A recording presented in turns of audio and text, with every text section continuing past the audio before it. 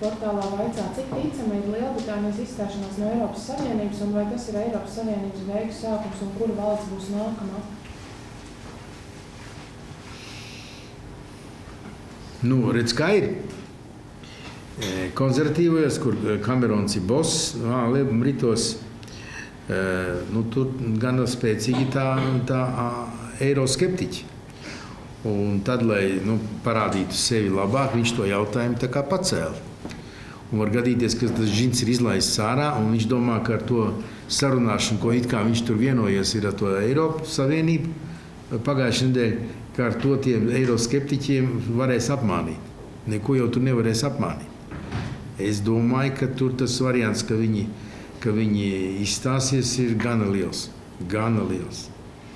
Un, protams, tas ir Eiropas Savienības beigu sākums jau faktiski šobrīd notiek, bet tas ir daudz spēcīgāks Eiropas Savienības beigu sākums. Man jāsaka, diemžēl, bet iemesls tam ir pašas vecās Eiropas Savienības dalībvalstis, tā skaitā Lielbritānija, kuras ir ar Britu svētību gājušas tos soļus, kādas viņas ir spēruši, tur parlamentu loma samazinājušas, valsts loma attiecīgās samazinājušas, aizvien vairāk viss iet caur Briseles direktīvām. Briselē tā valdība ir tā centrālā valdība, viņi visu nosaka, visu kontrolē.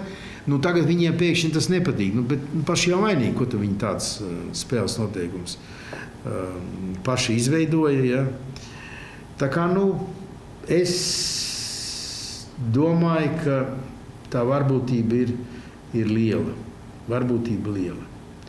Un ja Eiropas Savienība nepanāks ļoti īsā laikā būtisku bēgļu straumes samazināšanos, tad tas būs tāds sarkanā lupatā tam Britu bullim. Un, protams, tas var būt sākums, un drīzāk, ka tā arī būs Eiropas Savienības sairšanai, jo jau tas vien, kad viena daļa Eiropas Savienības ir eirozona un otra nav eirozona, tas jau ir būtisks apstākļus, kas šķeļ to Eiropu. Ja? Jo tad vajadzēja vai iet visi, vai neviens neiet. Ja? Tagad viņi tādu pa pusei izvēlējušies, un jāsaka, ka eirozonas valstu ekonomiskā un sociāla-ekonomiskā attīstība ir lēnāka nekā ne eirozonas, pārējās kā Eiropas Savienības dalību valstu. Tā kā tas vien norāda, ka eirozona nerisina šos jautājumus, attīstības veicināšanas jautājumus, ko mums te milzīgi propagandēja, vai ne? Redzat,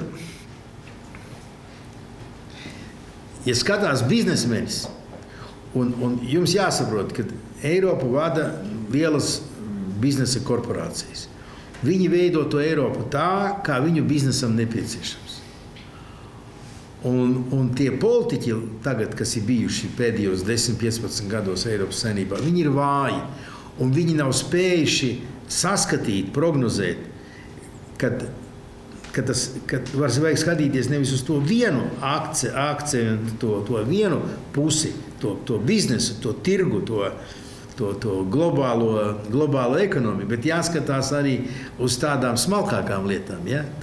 Tā skaitā, pieņemsim, vēlme Britiem dzīvot ar ilūziju, ka viņi vēl ir Britu impērija, ja? Un ka viņi ir kaut kas vairāk nekā pārējie. Ar to jārēķinās. Ja? Un tādi viņi nav vienīgie, starp citu. Es jau tā mazliet nobrīnījos, ka franči tur piekrita viņiem.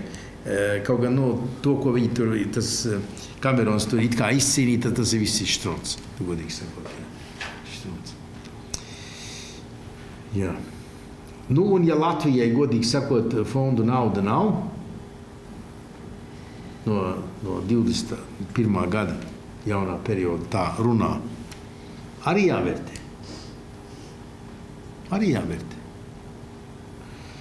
Bet Latvijai pagaidām nav kas teikties. Jā.